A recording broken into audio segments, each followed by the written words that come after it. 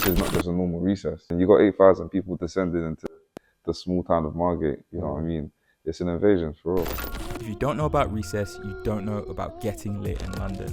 Today, we continue our journey speaking to the heroes and hidden gems behind the scenes. We're speaking to Jojo, the mastermind behind Recess, and Israel, the illustrator bringing RECESSLAND visions to life. Lock in, it's going to be a good one. My name is Jojo. I'm a graphic designer. I'm creative director of Recess and No Signal. All the stuff on the walls, apart from his stuff, this is my stuff. There's some more stuff there, but you can't see it because the camera's facing here. So, yeah, this is obviously the RECESSLAND poster that Israel worked on. You know what I'm saying? The company that we worked with to do the event, they made this. It's really cool, like this effect where they put two different layers of the poster. So it's like, you know, like front layers like on the glass or perspex actually, and then most other backgrounds on the back. It's really cool. I can't lie. I was really surprised. That was really nice. They got one in their office as well, which is really nice. But yeah, man. Yeah, that's how. This is the first time me and Israel worked together, to be fair, and I've known Israel online since I don't know. Not in the 2020s, before the 2020s, so 2010s for sure. I was trying to remember like how we actually met, but I don't remember when we started following each other, but we just had a lot of mutuals. You know, those people you just like, you see them about and we follow each other like through Chibs. I know why. It was Noodle Boy. I'm Israel Kajore. I'm an illustrator, visual artist, researcher, bit of a producer. I do like a mix of things, but I'd say illustration, visual art, and just making things like creative visual things is like my realm. My origin story of art is pretty cliche. There's nothing crazy. I think art's always been, I've always been like, you know, the art kid. And my earliest memories is of me drawing and making stuff like, I used to make Transformers. So I used to kind of draw little robots on paper and cut them out with scissors. But yeah, I think art's always been my thing, even into secondary school and college and beyond that. And also studying art in uni. I studied illustration and visual media. So it's always been like a running thing in my life. RECESSLAND last year was the first time I actually like worked with someone to do a poster. That's crazy. And it actually helped me for, there's a party after, which was just the Paris one. There's another, I worked with someone else as well. So it was like last year, I was like, you know, I think last year I kind of set like a little task for myself. I want to collaborate more, do you know what I mean? Because why not? And so we did a bunch of like collaborating with different events, collaborating with different creatives. And the results are good, as you can see, you know what I'm saying? But the one for this year is even better, you know what I'm saying? Like last year, there was no actual, like the main like art style was Israel's art style. But then I just happened to be watching a bunch of cartoons around the Christmas time and then beginning of the year, watching Dexter's Lab, watching Pinky and the Brain. And then I was like, you know what, like I've always really enjoyed Dexter's Lab, and there's a particular episode that's always in my brain, and it's about when his, you know, Dexter's Lab is like how you got this massive lab in your house, do you know what I'm saying? And there was like this episode where he goes to the parts of his lab where it's been lost, and all these old experiments, and they're like, oh my gosh, like you dumped us, blah, blah, blah. And I was just thinking, nah, man, like this, like I watched it again, I was like, it still hits the same, just like how I enjoyed it, do you know what I'm saying? So I just told Israel, I was like, listen, man, been watching this, blah, blah, and he's like, okay, got it. Then the sketch is over, refining those two characters to match that style. And I was like, yeah, we're on it. But then the one thing that I really wanted to feature was that I made a note about was sometimes they have these specific or these generic backdrops. Do you know what I'm saying? Especially in motion as well. Like they have these repeating backdrops that are just like, they're very, how would you say it? There's like very pastel. Yeah, there's like this. Very like geometric as well. We were talking about this before because from like, I've been getting deep into like Dexter's Lab, like saving background. I've got like a folder of just screenshots and backgrounds and stuff. But I think in that, you know, Hanna-Barbera, like late 90s, early 2000s, I think the budget was different. I think they just treated animation different, you know what I mean? So I think if you look at like the newer versions where they're super simple and clean cut and like squarish, because like artistic change, but I think a lot of it's because they don't want to put money into, you know, the texture, the painting, like the more traditional, like Looney Tunes or whatever sort of backgrounds, and you get that more painted, textural, pastel sort of background. Like it just looks like you could frame just the background, and that's like art, it's a piece, 100%. Yeah, I love that. So it was like in the final piece for the RECESSLAND 2024 poster, there was a certain feature in like that was the way the poster was built is like there's an arch and it spells RECESSLAND, and then within the arches is just infinite line of people just going all the way up, but it's the buildings just going up like that. It's almost like Inception, you know what I mean? So you're playing on like Dreams, literally Dreamland. Yeah.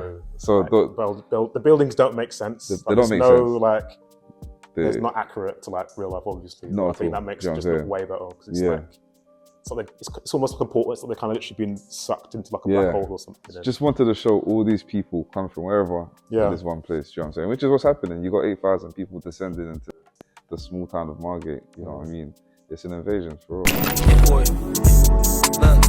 Flies I ever been, highs I ever been, done with the past, cause that shit irrelevant. This one is smashed, so I got a spaz. Was down on my ass, got back in development. Yeah, not trying to patch it up, this ain't a letterman. Coming new wave, I can't be repetitive. Got me 3 rollies, I need me a skeleton. Look, it's the way I formulate. PCC to Florida State. My respect worth more than paper.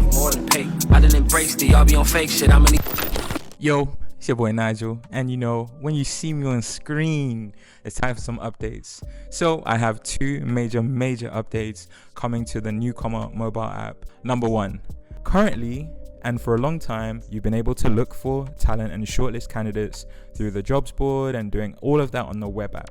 From today, from when you're seeing this video, you can now shortlist candidates and manage the end-to-end hiring process all on the mobile app. What does that mean? That means when you post a job or a vacancy on Newcomer, you can shortlist candidates, review their portfolios, accept, reject, or schedule interviews depending on which kind of candidates you prefer throughout the entire process. Update number 2 is a major one. It's been a while. We know a lot of people have asked for this. And it's all about projects. Now, for the longest time, you haven't been able to create projects on the go. You've needed a laptop or a PC, and I know it's affected people's ability to create portfolios or apply to NC fund in different jobs. But now, guys, projects is coming to Newcomer on the mobile app. What does that mean? Especially if you don't know what Newcomer is or what Newcomer projects are. Well, on Newcomer, you can currently create portfolios by creating projects. That's a way to showcase your talent. What this means now with this update coming soon is that you can create these portfolios or projects on the go. You can put together all your photography, your videography, your design work, your writing, any type of content that you can embed or upload. You can use that to create a project. And yes, within that, I said something that's kind of like another hidden gem: videos. A lot of people have been asking for the ability to upload videos directly, because currently you can only embed them. Video uploads directly into projects is also coming with a future update. So be on the lookout for those updates. Until then, it's been your boy Nigel for Newcomer. Peace. I always describe myself as like, I don't know, sort of like a nostalgic nerd. Like I'm a very nostalgic person. And I think that's looking at the things that always have influenced me since I was a kid. So that's like, you know, cartoons. I love like my Cartoon Network, you know, Dexter's Lab, Powerpuff Girls, Samurai Jack, all that sort of stuff. And also anime and manga as well, and comics and cartoons generally. So those have always kind of been the sort of reference point for me. And like even moving into my life now where a lot of that overlaps into video games, music and film and various other media like that as well. But yeah, I've always just been a bit of a kid when it comes to what inspires me and like also like what like interests me in terms of the work I want to make. Let me start from the bottom, but if you see like The Lord. maybe that's the final version, but like copies on copies on copies on copies, and Yeah. there's some more stuff we're working towards. A little comic book I'm working on at the moment now, but yeah, it's coming together. It's like it's just chipping away. I'm in a place now I can kind of get to the best bit, which is doing the clean lines and colouring. It's like that's just like I could put on a podcast. I don't have to think. I can go on autopilot and basically be there chilling. But the only thing is that I need to be sat because I was trying to do it on the train here. I'm there. I was like, I had to put it down. I can't be doing this. Yeah, on I'm the trying train. to do work on a laptop. I'm just like going. Yeah. I'm literally tensing every like muscle, like twitch fiber muscle in my body, and trying to keep it together. But might as well show you the sketchbook. Yeah. So I wanted to have the characters on the poster because it's like coming back to Recess, right? Yeah. And I want it to be like the people in the poster, like actually people who went to last year. So they're coming back with their, you know, disposable cameras, coming back with camcorders and stuff. And a lot of these were just me literally scrolling through the Recess Instagram page and just finding people thinking, oh, I like this hairstyle, or I like this person's glasses, or whatever, and then we just kind of emulate that into characters so they can kind of see aspects of themselves in the poster as well. At the end of the day, like, you can't generate work if you're overstressing. For me, I have ADHD, so it's hard to outgrow that because it's how my brain's wired, so it is hard, but yeah, I think, I don't know, sometimes you have to tell your brain to shut up and like just make the shit work and just put it out, man, and generate something. Yeah, I just feel like maybe a particular blind spot is that it can get unfun real quick. You know what I'm saying? So sometimes you have to kind of ground yourself to be, I remember like why, you know, you're doing it in terms of like, yo, what are you trying to achieve? Are you trying to make money from this? Cool. If you know you're trying to make money, then you have to be strict. You have to, you know, hit the right chords, hit the right notes in terms of what you're making. But if you're doing it because there's a purpose and there's a value, then cool, like make sure that you stick with that, because you won't get stressed if something goes awry. Do you know what I'm saying? But if you know you got to make money, just know that you have to be ready for the stress. Yeah, you know what I'm saying? I think that literally. If things go left, it means that the line, it means that you have to be held accountable by certain stakeholders, shareholders, or whatever, or to your team, or to your bank. You know what I'm saying?